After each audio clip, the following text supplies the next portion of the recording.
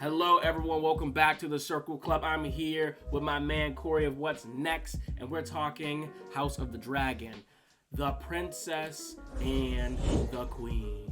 Yes, yes, yes. I noticed a lot of you who are watching our videos, you are coming back, you're watching, but you're not subscribed, so make sure you hit that subscribe button because we make new content every single week. Corey, my man, let's jump into it. Initial reaction. What did you think about this episode, episode 6, House of the Dragon? Yeah, to me it felt like a second pilot episode, which I think was a good approach to it, right? When you're adding some new characters or new actors more so to replace a specific character with this time jump, I think you need to really get us bought into them again, right? As we all know, Millie Alcock or Alcock, I think is how I pronounce her last name, Yep. was a big fan favorite, right? So replacing her as Rhaenyra is going to be a tough pill to swallow, right? So I really Yes. enjoyed how they went about this as a second pilot episode with it being a 10-year jump. And I think they did a good job in really showing, and even the name of this episode, The Princess and the Queen, is perfectly suited because this is all about the strife that is coming from the beef between Alicent and Rhaenyra, right? And it feels Yep. like it's a little bit more hatred on Alicent's side, right? Alicent kind of feels like the victim. Nobody's on her side. But Yeah. Rhaenyra also really doesn't have allies herself, right? People kind of turn this blind eye to her, right? So Mm-hmm. a lot of these issues, it's almost like a medieval Cold War like situation, right? And I think that's what they established in this. And I think by the end of this, they really show too that everybody has dirty laundry in the Oh closet, yeah. right? And I think nobody is purely our protagonist, so to speak. Everybody Yes. has a little antagonist in them, and Mm. that's what I really enjoyed about this episode. I think they got me right on the horse still after this 10-year jump. Yeah. Shout out to Greg Yaiitanes. He's the director. He did the pilot episode too. Also from Wellesley, Mass, bro. So another Boston man on the Oh, shout crew. out our So mass people. shout out to our Mass people. Yeah, I thought this episode did a really great job of just bringing us 10 years forward. I was a little hesitant myself about it, but I thought, it was grounded enough where they gave us a little bit of everything, but not too much, right? One thing I, in particular, really liked in this episode was watching the sons go back and forth, right? Like this fight. You get Aegon versus Jace. You have Sir Kristen Cole, right? And then you have the son of the hand. His name is Harwin Strong, and then they both are ex-lovers of the Princess Rhaenyra, and so there was a lot of tense physical back and forth, but there was this underlying thing going on too, which I found to be very dope. And I thought that uh, the way that he sort of jumped over the line, it was interesting how he was sort of like he couldn't help himself but be like fatherly, right? And then that brings us to the another point is when Rhaenyra has this next son, there's all this discussion back and forth about her and Laenor. Is this son legitimate, right? I think we had talked offline about this with in Game of Thrones with Jaime Lannister and Cersei, because they're both white, they both blonde. You can't really deny that that's the kid, right? But with here, because they've casted Laenor as a black actor, now they can sort of put that into the writing a little bit to be like, yeah, everyone knows this character is missing a couple, you know, color Key pigments, features. right? Yeah, yeah, Yeah. and I think you can have light skin or white looking black people, but one of those kids should have probably popped out to have a little bit of the father's features, right? So that was something I in particular like. What about you? Yeah, I like I was mentioning before, like this Cold War strife, right? Like I'm gonna lean into what you were just talking about there, right? I really enjoyed the dynamic with the cousins, right? Like Mm, to them, they're still so young, they're almost naive to the fact of the larger situation at hand, right? Even mm, to Aegon, right? Like he has to have his mother Alicent has to have a conversation with him about like the reality of his situation, right? right, your And family.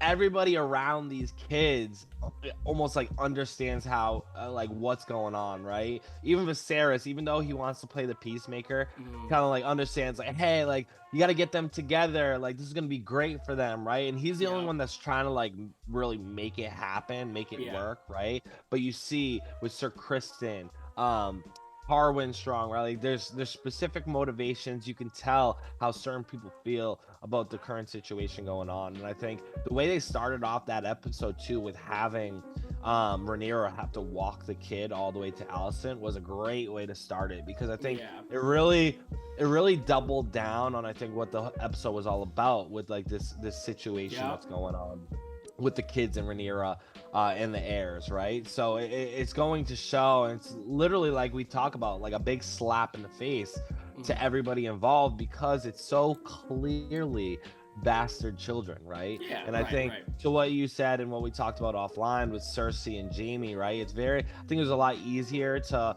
allow that to slip through the cracks, and it took like Eddard Stark going through the book and noticing that all the Baratheons have black hair, right? They had such strong genes. But with this, it's literally all you need is the eyes, right? You don't need to look back at history. Yeah. So it's so to me, the reason why I like it, and it's kind of going back to the initial reaction, is I think they just did a great job in laying out all the groundwork in a brand new episode after a 10-year jump with all these new characters. You got Aegon older, Jacaerys, the kids, right? You even got the kids kind of beefing with, I think it was Aemon, who's the second child, the younger brother to Aegon the second, right? Yes. And you're seeing like that even goes to show, like, they do not care about this larger thing that's happening, but it's going to, I think, move forward and showing that, like, no, like, you guys need to be aware of what's going on. And I think the dynamic that they showed within the cousins there was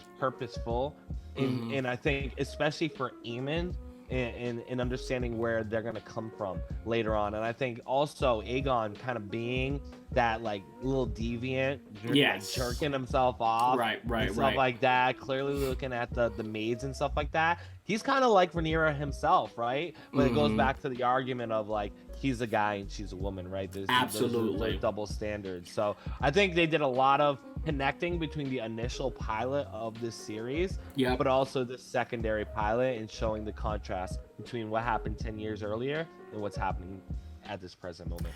Yeah, and I'm glad that you mentioned that dichotomy of, you know, the male character versus the female character, and showing them contrasting that. I think that's a really important piece as well.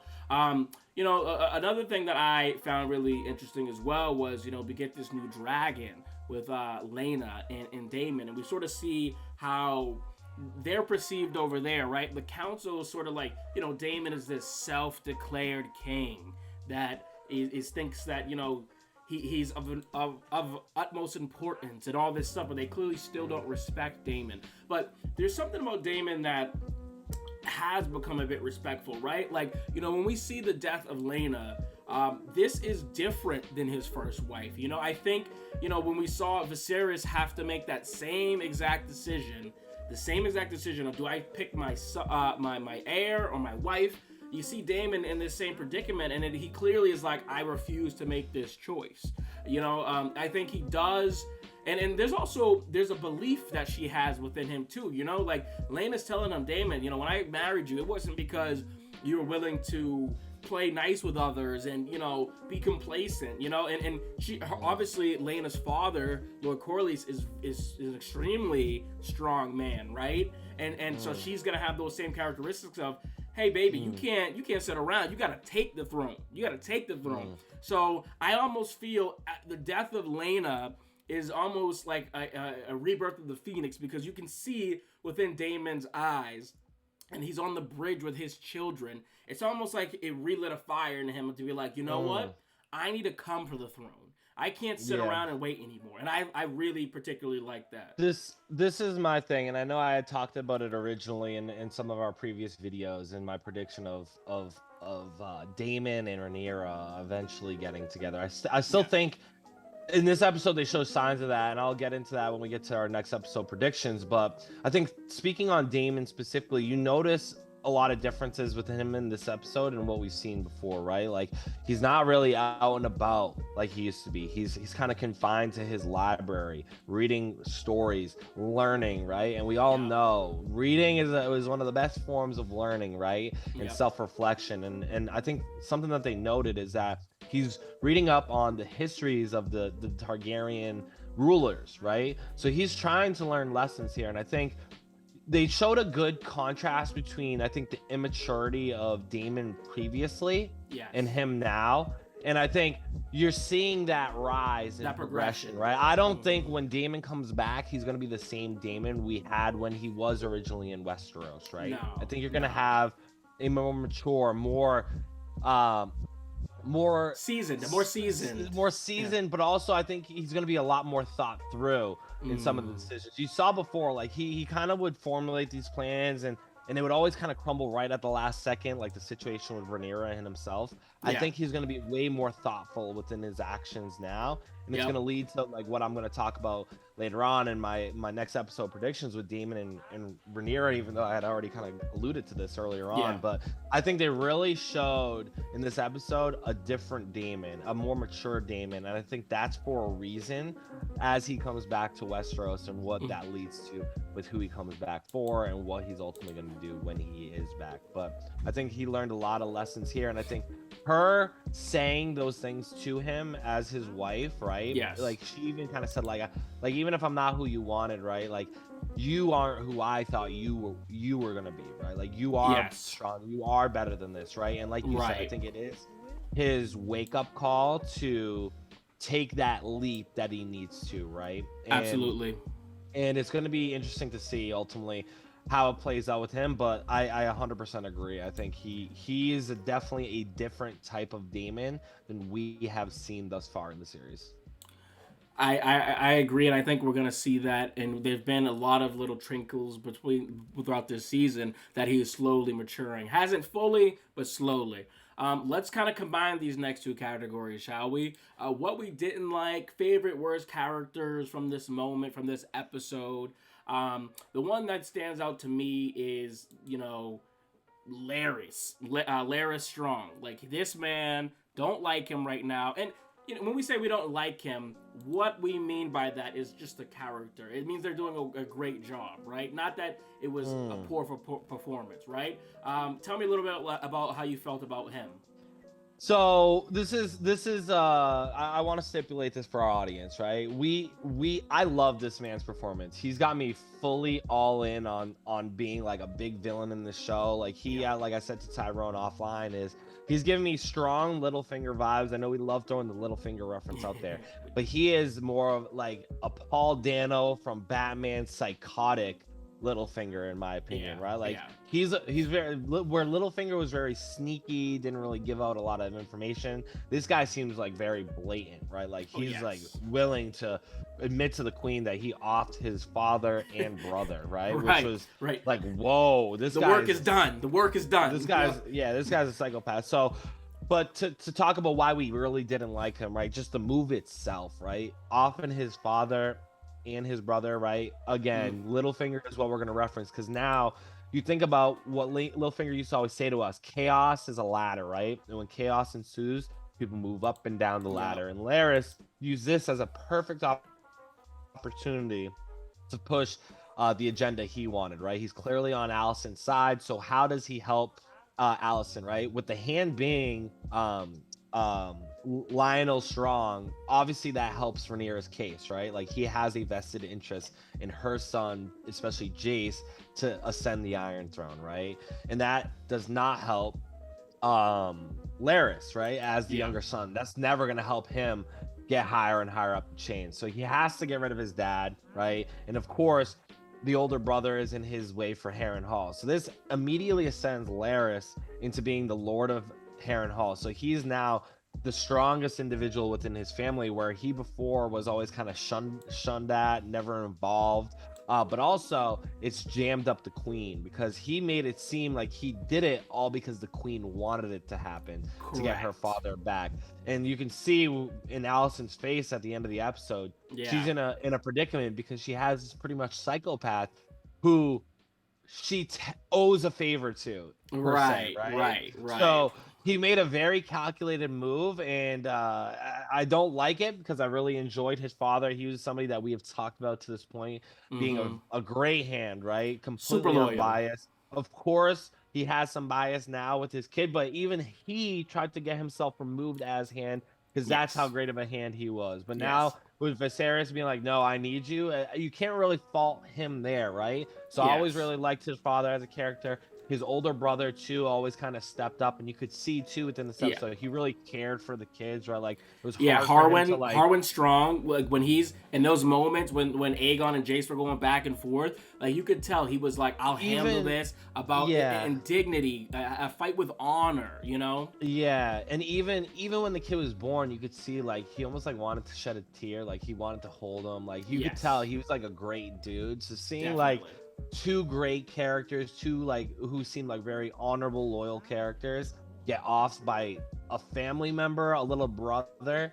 I just did not like that, but it was a tremendous move to give us a big villain in this. Truthfully, and one other thing I'll add to Laris Strong's little what we don't like is, so he was born with a disability and he walks with a cane and everything, and you saw that some of the early episodes. People have a perception of him, right, because he's in a cane. It's almost like how they looked at Tyrion. It's like, oh, Tyrion's a little man. What does he know? He doesn't look like a threat. He doesn't look almost like a Littlefinger, though, right? Like nobody ever really considered Littlefinger a threat until you started really noticing him climb the ladder, right? And it took Sansa realizing that, right? Like even Sansa was blind to it herself. So that's another element of Laris that makes him an incredible villain. One thing that sort of irked me throughout the series a little bit, and I understand the context of the universe that we're in, but Alicent, right? Alicent, the way that she looks down upon Rhaenyra, as if, you know, her marriage in itself wasn't a complete sham, as if she didn't marry her best friend's father.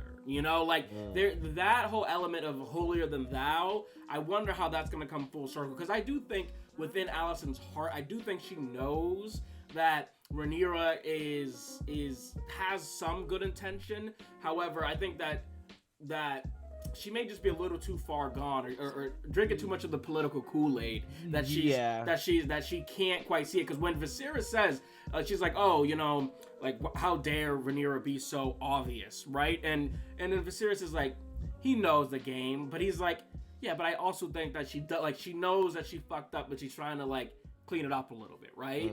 Yeah, I think the thing about Alicent, to me, I really do not like her. She's just screaming the girl who has nobody on her side, no love, and she's just pouting every single time, right? Like she's the person that like she's the Karen. That's who she is. She's screaming Karen to us now because I think the true sign of it too is like she to this point has taken the hits, right? Like she made the move on Viserys because her father wanted her to, right? Like she's kind of like in a sense played the honor card. She did her duty. She did what she was supposed to. She never did the things that she wanted to.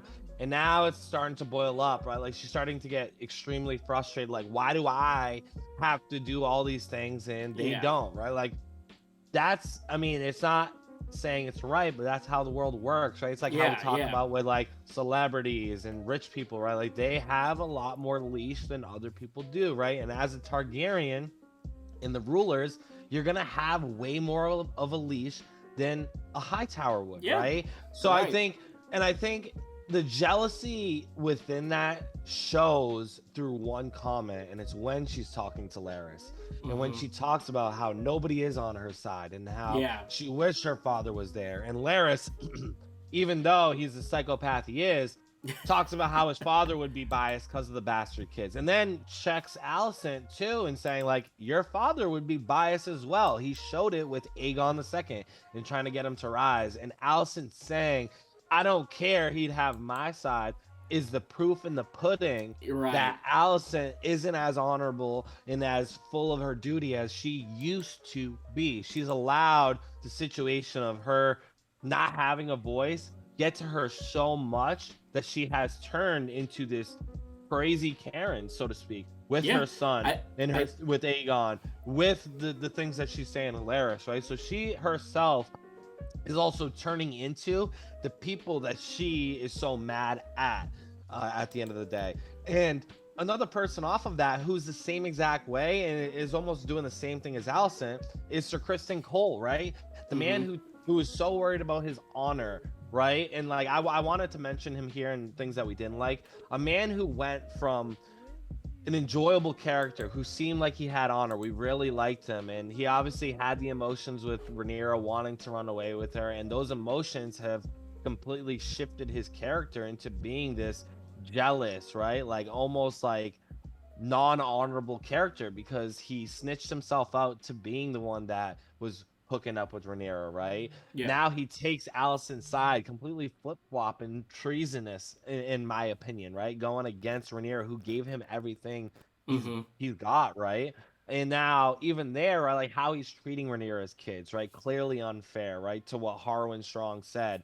Right, And just right. all of his actions, right? He is showing the lack of honor, right? Through everything he's doing. So that's where I like we talk about in the beginning of this video, like nobody is good here. Everybody has dirty laundry, and I think Allison and especially Sir Kristen Cole are glaringly showing that as well within this episode. Yeah. All right, guys, that's going to do it. We're gonna, if you want to watch some more and learn about our next episode predictions, head over to our trailer for next week's episode to get some predictions up in there. And make sure you guys follow Corey. And like I said, you guys are watching the video, make sure you subscribe because we want more subscribers to make new content for you every single week. Corey, we'll see you in the next video. Peace.